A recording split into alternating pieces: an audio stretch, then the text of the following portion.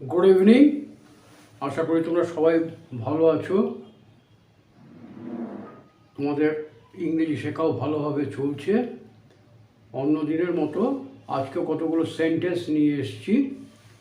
এগুলো ট্রান্সলেশন বা অনুবাদ, ইংরেজিতে অনুবাদ কীরকম হবে বাংলা সেন্টেন্সগুলোর, সেটা তোমাদের একটু বোঝাবার চেষ্টা করব। কিন্তু শুরু করার আগে তোমাদের কাছে আমার একটা হাম্বল রিকোয়েস্ট, যারা এখনও আমার চ্যানেলটাকে সাবস্ক্রাইব করোনি তাদের বলবো যে প্লিজ সাবস্ক্রাইব করে নোটিফিকেশান বেলটা অন করে রেখো, যাতে আমার ভিডিওগুলো পরপর ভিডিওগুলো খুব তাড়াতাড়ি তোমাদের কাছে পৌঁছে যায়। আচ্ছা, এই ভিডিওটা শুরু করার আগে তোমাদের বলি, দেখো সেন্টেন্সগুলো দেখে অনেক বড় মনে হচ্ছে, দেখতে মনে হচ্ছে অনেকটাই শক্ত, কিন্তু ঠিক তেমন ব্যাপারটা নয়। তবে কতগুলো জিনিস খুব ভালো করে খেয়াল করো। আমরা একটা তোমার অ্যাবসলিউট কনস্ট্রাকশন বলে একটা কথা আছে। বাক্যের প্রথমে কিছু কিছু কথা আমরা ব্যবহার করি, যেখানে মূল বাক্যে যা বলতে চাইছি ওই পার্টটুকু বাদ দিলে তার অর্থের কোনো তফাৎ হয় না। এই অ্যাবসলিউট কনস্ট্রাকশনগুলো এইগুলো একটু বোঝার চেষ্টা করো, একটু মনোযোগ দাও, দেখবে খুব একটা শক্ত কিছু নয়। একই সেন্টেন্স অনেক রকমভাবে করা যায়, তার মধ্যে আমরা কোনটা সাধারণত ব্যবহার করে থেকে থাকি, কীভাবে ব্যবহার করে থেকে থাকি, এটাও ভালো করে খেয়াল করো। দেখো, প্রথম সেন্টেন্সটা লিখেছি, রামের সাহায্য না পেলে আমি খুব মুশকিলে পড়তাম। রাম যদি আমাকে সাহায্য না করতো তাহলে আমি খুব মুশকিলে পড়তাম। এখানে দেখো কতগুলো পার্ট আছে। দেখো, মুশকিলে পড়তাম, আবার কি সাহায্য না পেলে, সাবজেক্টকে আমি, তাহলে আমি মুশকিলে পড়তাম, I would have been in great trouble. I would have been in great trouble, আমি খুব মুশকিলে পড়তাম। আর রামের সাহায্য না পেলে, এই যে পার্টটা, এটা আমরা তিন রকমভাবে করতে পারি। যেটা অ্যাবসলিউট কনস্ট্রাকশন বললাম, রাম আসলে মোদ্দা কথাটাকে আমি খুব মুশকিলে পড়তাম, তার সঙ্গে এই পার্টটা আছে রামের সাহায্য না পেলে। এটাকে এরকমভাবে করা যেতে পারে,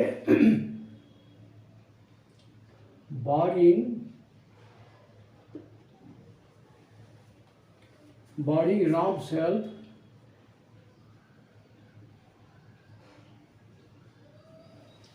এই কথার অর্থ হচ্ছে বার মানে কোনো কিছু প্রতিবন্ধকতা। তাহলে রামের সাহায্য যদি প্রতিবন্ধকতা থাকতো, রামের সাহায্য যদি আমার কাছে না পৌঁছতো, barring Ram I would have বিন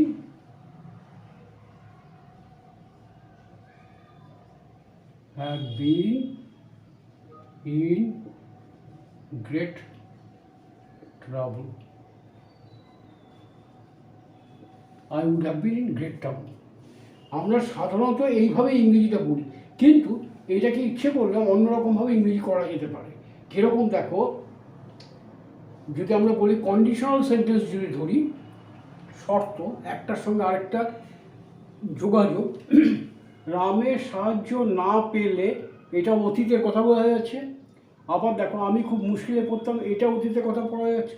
তাহলে অতীতের দুটো ঘটনার মধ্যে যেটা আগে হয় সেটা কি হয়, পাস্ট পারফেক্ট হয়। তাহলে রামের সাহায্য না পেলে, অর্থাৎ রাম যদি আমাকে সাহায্য করত, if I had not been helped, Ram যদি আমাকে সাহায্য না করত, if I had not been helped by Ram, তারপরে I would have been in great trouble. ইংরেজিটা এরকম হবে, if I had not been help by Ram, I would have been in great trouble. তাহলে এই সেন্টেন্সটাকে আমরা এরকমভাবে করা যায়। আবার দেখো, এই যে বারিং রামস হেল্প, এই যে বারিং, আমরা বাট মানে জানি কিন্তু বাট মানে ছাড়াও হয়। বারিং রামস হেল্প, এখানে বারিংসের বদলে বাট কথাটা ব্যবহার করা যায়। But Ram's help, I would have been in great trouble, এইভাবে করা যায়। আবার কিরকম করা যায় দেখো, এরকম করা যেতে পারে, without the help of Ram, without the help of Ram I would have been in great trouble। এইভাবে আমরা ইংরেজিটা করতে পারি, কিন্তু কনভারসেশনের ক্ষেত্রে বা চলতি কথায় এটাই হচ্ছে most appropriate. Barring Ram self I would have been in great trouble. তাহলে সাহায্য না পেলে, কোনো কিছু প্রতিবন্ধকতা থাকলে সেরকম ক্ষেত্রে আমরা বারিং দিয়ে কথাটা ব্যবহার করতে পারি। তারপর যে ব্যাপারটা, যেটা প্রতিবন্ধকতা, সেইটা পরে আসবে, ঠিক আছে। তারপর দেখো, বয়সের কথা ভেবে তাকে কম দায়িত্ব দেওয়া হলো। এগুলো দেখো, কোনো কিছু বিবরণ দিতে গেলে আমরা সাধারণত প্যাসিভ ব্যবহার করে থাকি। প্যাসিভে কি হয়, তোমার কর্তার থেকে কর্মের উপর প্রাধান্যটা বেশি দেওয়া হয়। তো এখানে তোমার স্ট্রাকচারটা কীরকম হয়, আমরা এমনি সেন্টেন্সে, অ্যাসার্টিভ সেন্টেন্সে যেরকমভাবে করি, সাবজেক্ট ভার্ব অবজেক্ট, এখানে অবজেক্টটাকে মানে কর্মটাকে প্রাধান্য দেওয়া হয়, তারপরে বি ভার্ব আসে, তারপরে মূল ভার্বের থার্ড ফর্ম ব্যবহৃত হয়। তাকে কম দায়িত্ব দেওয়া হলো, তাকে কম দায়িত্ব দেওয়া হলো, তাহলে হি ওয়াজ গিভেন লেস রেসপন্সিবিলিটি। তাহলে বয়সের কথা ভেবে, এই যে বয়সের কথা ভেবে মানে বয়সের কথা বিবেচনা করে, ইংরেজিটা কীরকম হবে, কনসিডারিং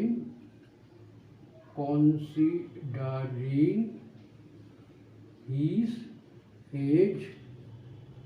ধরো আমরা যারা একটু বয়স্ক তাদের বেশি দায়িত্ব দেওয়া হয়, কম বয়সে যাদের বুদ্ধি কম বলে আমরা ধরে নিই, তাদের দায়িত্ব কম দেওয়া হয়। একজনকে কোনো দায়িত্ব দেওয়া হচ্ছে, তার বয়সটা কম, তাহলে তার বয়সের কথা বিবেচনা করে কনসিডারিং হিজ এজ, কমা কিন্তু বলার সময় তো কমা বলতে পারবো না, সেখানে একটু থামতে হয়। Considering his age he was given,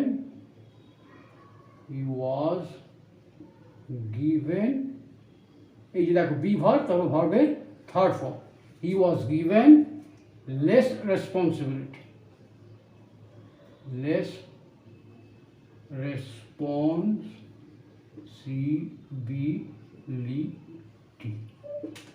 he was given responsibility। বুঝা গেল? এইখানে দেখো, এই যে আরেকটা পরে কথাটা লেখা রয়েছে, অসুস্থতার কথা মনে রেখে। অসুস্থতার কথা মনে রেখে, তার মানে অসুস্থতার কথা ভেবে, একই রকম ইংরেজি হবে, ইংরেজিটা একই রকম হবে। কনসিডারিং হিজ ইলনেস, অসুস্থতার কথা মনে রেখে, তাহলে কনসিডারিং হিজ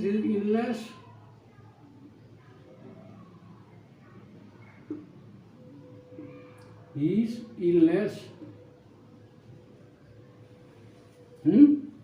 তাকে আবার ঠিক এই রকমভাবে দেখো প্যাসিভের মতো হবে, তাকে হালকা কাজ দেওয়া হয়েছিল, হি ওয়াজ গিভেন হালকা কাজ, লাইট ডিউটি।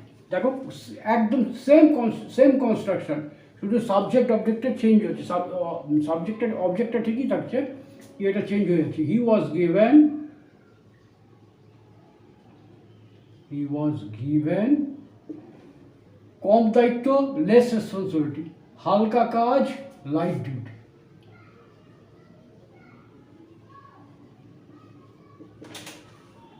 তাহলে কনসিডারিং হিজ ইলনেস মানে একটা লোক অসুস্থ, তাকে ভারী কাজ না দিয়ে, সে ভারী কাজ করে উঠতে পারবে না, সেই জন্য হালকা কাজ দেওয়া হয়েছে, লাইট ডিউটি, হালকা কাজ দেওয়া হবে। এটাকে আরেক রকমভাবে করা যেতে পারে, তার অসুস্থতার কথা মনে রেখে, কিছু মনে রাখা কি, কিপ ইন মাইন্ড, মনে রাখা, কিপ ইন মাইন্ড, অসুস্থতার কথা মনে রেখে। এখানে আমরা এইটুকু কথা কি লিখতে পারি, keeping his illness in mind he was given light duty. ঠিক আছে?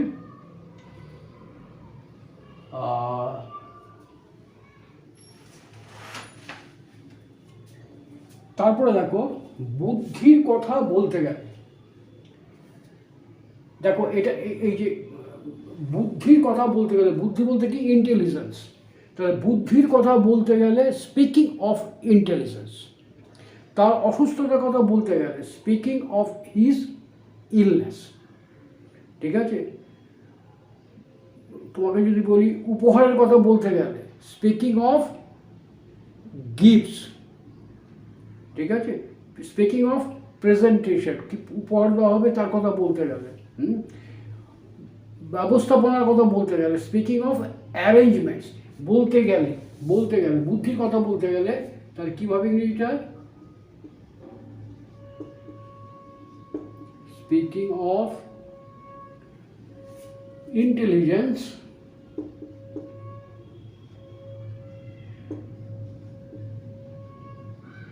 স্পিকিং অফ ইন্টেলিজেন্স, বুদ্ধির কথা বলতে গেলে রামের জুড়ি নেই, মানে রামের সমকক্ষ খেয়ে নেই। রাম হ্যাজ নো ইকুয়াল, এই বলতে পারি। আবার রাম হ্যাজ নো ইকুয়াল না বলে এটাকে এরকম বলতে পারে, রামের সঙ্গে কার তুলনা হয় না, কারোর সঙ্গে খাপ খায় না, রাম ইজ নো ম্যাচ। তাহলে speaking of intelligence, Ram is no match, মানে রামের বুদ্ধির সঙ্গে কারো বুদ্ধি মেলে না। আবার কি বলতে পারি, speaking of intelligence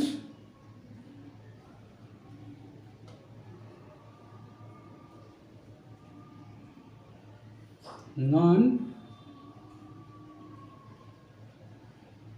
matches to wrong, এইভাবে বলতে পারি। কিন্তু যেটা বেটার ইংরেজি হবে, যেটা সাধারণত আমরা বলে থাকি, speaking of intelligence Ram has no, এই ইকুয়ালের জায়গায় এখানে ম্যাচ বললেই সেটাই সব থেকে সুন্দর হবে, রাম হ্যাজ নো ম্যাচ। ঠিক আছে, কোনো দুর্ঘটনাটা না ঘটলে কাল সকালেই, কোনো দুর্ঘটনা না ঘটলে তারা কাল সকালেই এসে পড়বে। ভার্ব কোনটা, এসে পড়া, পৌঁছনো, রিচ। কারা এসে পড়বে, তারা। কখন, কাল সকালে। কি হলে, কোনো দুর্ঘটনা না ঘটলে। আবার দেখো এই বারিং কথাটা আবার ব্যবহার করতে পারি আমরা, বারিং নো অ্যাক্সিডেন্ট,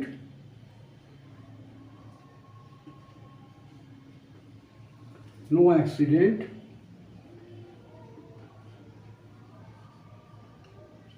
যে কোনো দুর্ঘটনা না ঘটে, তারা কাল সকালে এসে পড়বে। কারা এসে পড়বে, তারা দে উইল এসে পড়বে, মানে এখানে এসে পড়বে, এটা উজ্জ আছে, they will reach here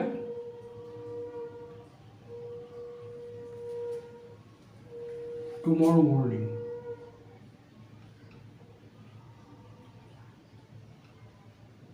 Tomorrow morning. M-O-R-N-I-N.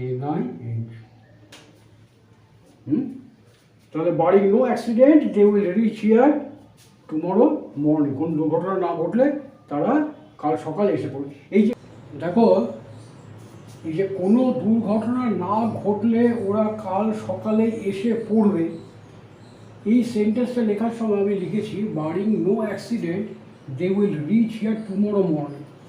এইখানে লিখতে গিয়ে আমার একটা ভুল হচ্ছে। দেখো বারিং, বার মানে প্রতিবন্ধকতা, কোনো কিছু করতে না পারা, কোনো কিছু না হওয়া, তাহলে এইটাই তো নেগেটিভ। নেগেটিভের পরে যদি আরেকটা নেগেটিভ আসে সেটা তো পজিটিভ হয়ে যায়। সুতরাং এখানে নো কথাটা ভুল, এটা হবে বারিং অ্যাক্সিডেন্ট, যদি দুর্ঘটনা না ঘটে। আর আমি যদি বলি যে বারিং নো অ্যাক্সিডেন্ট, তাহলে কিন্তু যদি দুর্ঘটনা ঘটে এরকম বোঝাবে। এখানে নো কথাটা হবে না, বারিং অ্যাক্সিডেন্ট না হবে, বুঝতে পেরেছো? সুতরাং এটাকে কারেক্ট করে নাও, আমরা নো কথাটা বলবো না। বারিংয়ের পরে কখন দেখো, বারিংয়ে আরও কতগুলো সেন্টেন্স আছে দেখো, তো সেখানে কিন্তু নো এই নেগেটিভ কথাটা কিন্তু আমরা ব্যবহার করব না। এই যে বারিং নো অ্যাক্সিডেন্ট, এটাকে আমরা ইফ এরকমভাবে বলতে পারি, এইভাবে বলতে পারি, if there is no accident, মানে অ্যাক্সিডেন্ট বলতে কি এখানে দুর্ঘটনা বা বিপত্তি, অ্যাক্সিডেন্ট বলতে কোনো বিপত্তির কথা বোঝানো হচ্ছে। If there is no accident they will reach here tomorrow morning. বোঝা গেল? তারপর আরেকটা দেখো, সাধারণভাবে বলতে গেলে রাম বয়সের তুলনায় বেশি বুদ্ধিমান। সাধারণভাবে বলতে গেলে জেনারেলি স্পিকিং, জেনারেলি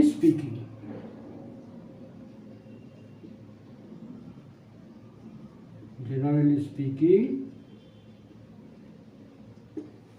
রাম বয়সের তুলনায় বেশি বুদ্ধিমান। বেশি মানে মোর, বেশি বুদ্ধিমান, মোর ইন্টেলিজেন্ট, কার বয়সের তুলনায়, দ্যান হিজ এজ, তার যতটা বয়স তার থেকে বেশি। তাহলে generally speaking Ram is more intelligent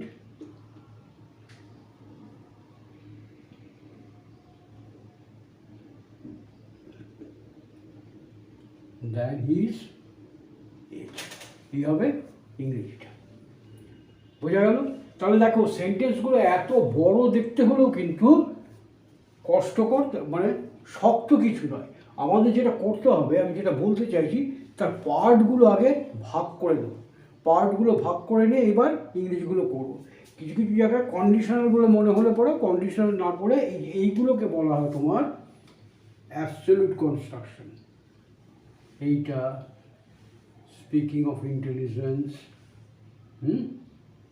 তারপর দেখো keeping in mind, considering his age, এগুলো হচ্ছে absolute construction. Barring Ram self. বোঝা গেল? তাহলে আজকে এই কটাও করো। দেখো 19/40, 19/41, 19/42, 19/43, এই ভিডিও কটা খুব ভালো করে দেখো। এই ধরনের কনস্ট্রাকশন কিন্তু আমাদের হামেশাই করতে হয়, হামেশাই বলতে হয়। আমি কয়েকটা এক্সাম্পল দিয়েছি, এর পরে ভিডিওতে আবার আরও কয়েকটা এক্সাম্পল দেবো। এই এক্সাম্পলগুলো খেয়াল করে, এছাড়াও তোমাদের মনে অসংখ্য এরকম ধরনের কথা মনে আসতে পারে। যদি দেখো করতে অসুবিধা হচ্ছে, আমাকে কমেন্ট করো, আমি তোমাদের বুঝিয়ে দেবো যে সেখানে অ্যাবসলিউট কনস্ট্রাকশনটা কীভাবে হবে। ঠিক আছে? তো আজ এই পর্যন্ত। Thank you very much for watching my video lecture. Good night, ভালো থেকো।